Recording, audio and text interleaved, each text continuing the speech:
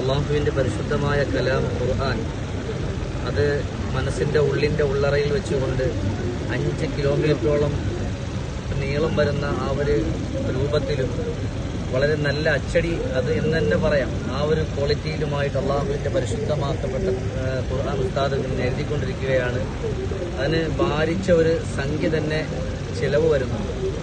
ഇൻഷാ അല്ലാഹ് കഴിവിൻ്റെ പരമാവധി ഇത് കഴിഞ്ഞാലും എൻ്റെ ഈ ഒരു വീഡിയോ കാണുന്നവരൊക്കെ ഇൻഷാ അല്ലാഹ് അതിനകത്ത് എന്തെങ്കിലും ഒന്നുണ്ടാകും.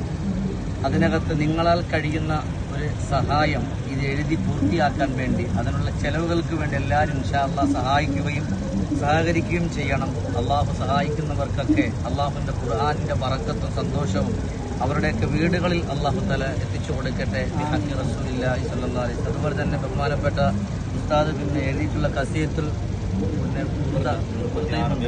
36 മീറ്റർ അൽഹംദുലില്ലാഹ് 21 മണിക്കൂർ കൊണ്ടാണ് അതിനെ പൂർത്തീകരിച്ചിട്ടുള്ളത്.